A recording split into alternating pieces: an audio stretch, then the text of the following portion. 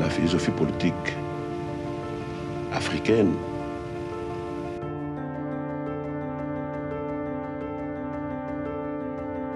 Tous qui les connaissent pour les faire tout le monde. Combattre les rebelles du M23. Trahison. Trahison. Premier étudiant de son pays.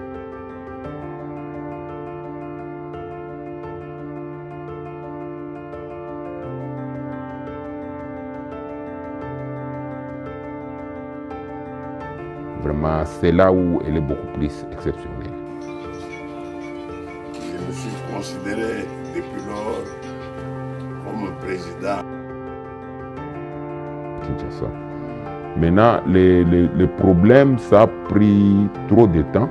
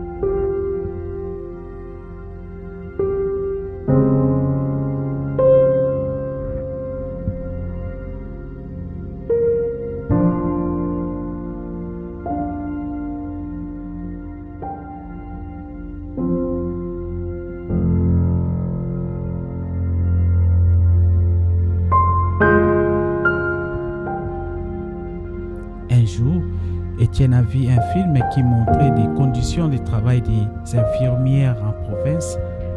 Marty apparaissait et Kizito, qui est lui aussi originaire de Mekalaï, la connaissait. Il les a présentés à la sortie de la messe. Ils se marieront en 1957. L'indépendance ouvre les portes d'une accession rapide à Étienne Tshisekedi, devenu en 1961 le premier docteur en droit du pays.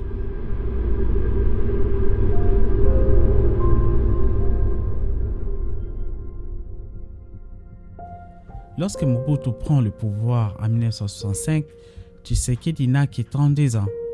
Il intègre le gouvernement de Léonard Mulumba comme ministre de l'Intérieur et participe en 1967 à la rédaction du manifeste de Nansele qui deviendra le socle du mouvement populaire de la révolution MPR, le parti unique.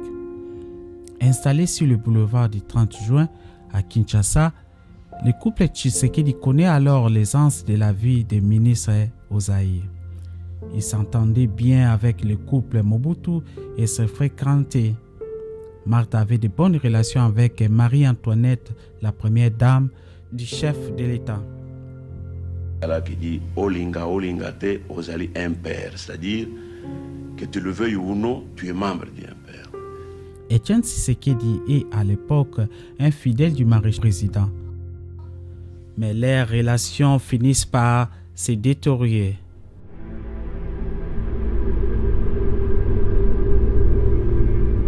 Oui, maman Marthe s'est mariée avec Étienne Tshisekedi dans les années 50. Elle avait vraiment un rôle qu'elle avait aussi joué à côté d'Étienne Tshisekedi. Ce que les gens n'ont pas compris, vous savez qu'avant 1965, on n'acceptait pas Mobutu dans le Kasaï. Ça, c'est une information que je vous dis. Okay. Parce qu'en 1961, Lumumba va envoyer Mobutu d'aller terminer des conflits qui étaient dans le Kasaï. Mobutu, en tant que colonel à l'époque, Mobutu est arrivé au Kasaï là-bas. Il a massacré les gens dans des mines de diamants. Et ce qui fait que quand Tshisekedi est arrivé en 1965 au pouvoir, Mobutu l'avait mis ministre des Affaires intérieures et coutumier. Ouais. L'objectif, c'était que Tshisekedi aille convaincre les gens dans le Kasaï pour qu'on puisse accepter le pouvoir de Mobutu. Les véhicules qui montent vers le front, ce sont les paras-belges qui, atterrissant à l'aéroport de Kolwezi, vont faire la jonction avec les paras-français du 2e Reich, qui se battent déjà depuis près de 24 heures avec les forces rebelles. Ce n'est qu'au moment où les... En 1979, l'armée massacre des dizaines de mineurs de diamants à Katekelai au Kasaï.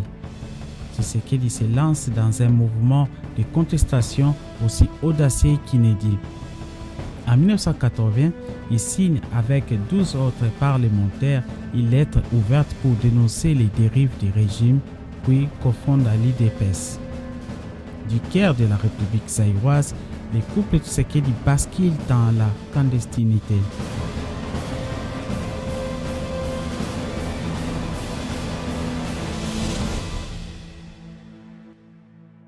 Traqué, Étienne gagne en notoriété et s'impose rapidement comme opposant charismatique. Il doit redoubler les discrétions et peut compter sur son épouse.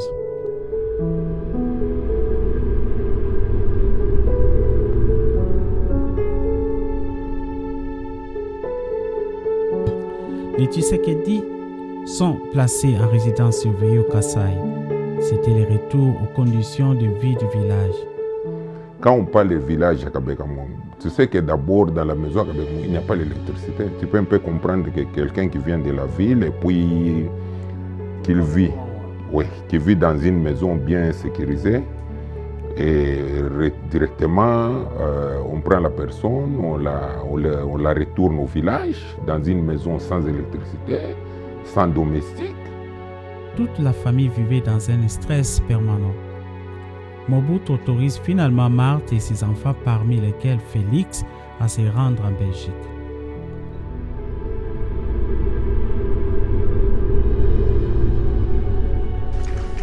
Que je prends ce jour congé du mouvement populaire de la Révolution pour lui permettre de se choisir un nouveau chef devant conduire.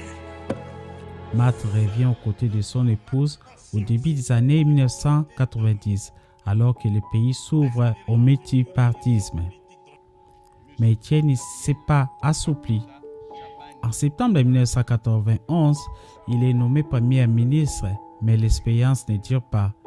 Désigné de nouveau en août 1992, à l'issue de la conférence nationale souveraine, il ne tient que quelques mois. La cohabitation du mécénat de la politique congolaise avec le pouvoir ne se passera guère mieux sous Laurent Désiré Kabila, sous Joseph Kabila. Lorsqu'il organise en 2006 la première élection pluraliste du pays, Étienne Tshisekedi refuse d'y participer, convaincu que la communauté internationale a pris le parti de Joseph Kabila. Ce faisant, il renonce à exercer une influence au sein de l'institution. Marc n'était pas particulièrement favorable au boycott de ces élections.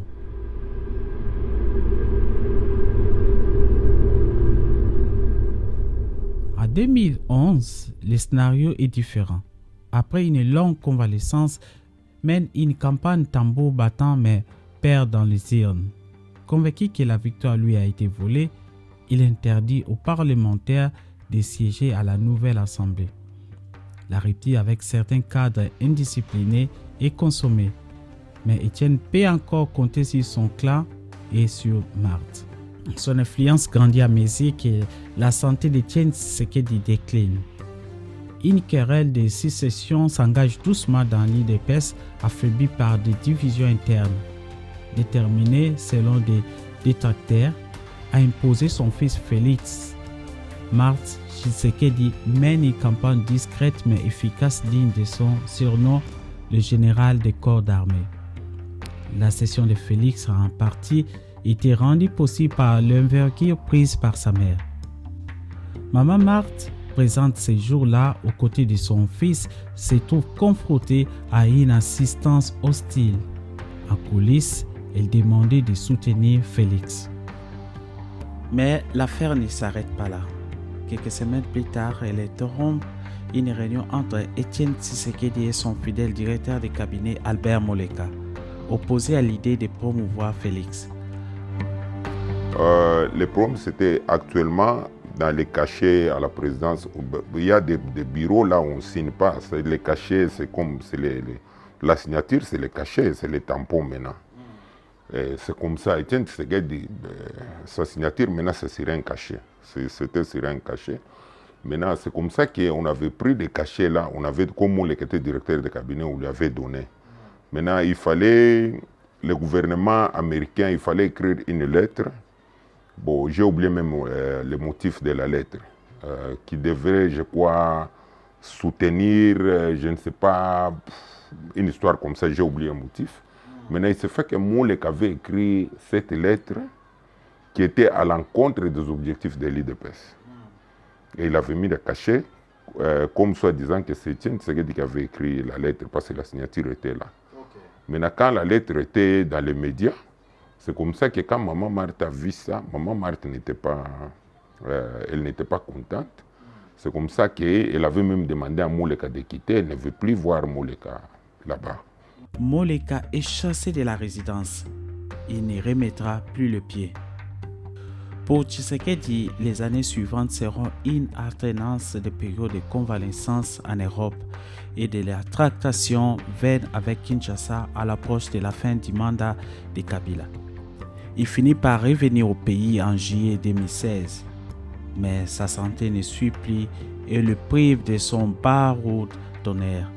Alors qu'il avait été désigné pour assurer le suivi de l'accord politique de la Saint-Sylvestre, censé encadrer la transition, l'emblématique opposant s'éteint à Bruxelles le 1er février 2017. Les clans Tshisekedi s'engagent dans le savoir dans l'interminable négociation sur le fond des tractations politiques pour faire rapatrier les corps. Monseigneur Gérard Moulumba, frère cadet d'Étienne, est chargé de représenter la famille auprès du pouvoir. Mais la voix de Marthe Tshisekedi reste prépondérante. C'est elle qui s'oppose à l'idée d'un enterrement dans le Kasaï. Il était essentiel pour elle que les Congolais puissent en avoir un accès facile à la sépulture. Dans l'appartement familial des volumes Saint-Pierre, dans la région de Bruxelles, elle apparaît très affectée. En attendant, Maman Marthe fait son deuil selon les coutumes. Tant que le mari n'est pas enterré, on dort par terre. Comme le corps d'Étienne Tshisekedi était à Bruxelles, Maman Marthe ne pouvait jamais rentrer au Congo. Parce que c'était son mari. Maman Marthe devait amener le corps de son mari parce que, comme elle était venue à Bruxelles avec le corps d'Étienne Tshisekedi vivant, elle devait amener le corps. Chez nous, ça se passe comme ça. Oui, c'est là où je te dirais que vraiment c'est une femme exceptionnelle. Vraiment, on a toujours dit qu'éduquer une femme, c'est éduquer toute une nation. Moi, je trouve que vraiment, parmi les femmes qu'on parle dans cet adage, Maman Marthe est parmi les femmes. Parce que je te dis, ce n'est pas que je vante Maman Marthe, mais demande même aux gens, par exemple à Bruxelles, qui ont vécu avec la famille Tshisekedi, vraiment, on te dira qu'ils sont exceptionnels. D'abord, ils sont sociaux. Comme tu vois Félix là-bas, la façon dont il agit, il ne force pas. C'est comme ça qu'il est. Ils sont sociaux et tu n'écouteras jamais que la famille Tshisekedi, quelqu'un a fait ceci. Même tout ce qu'on dit, non, tel a fait ça, non. Vraiment, ils sont très bien éduqués.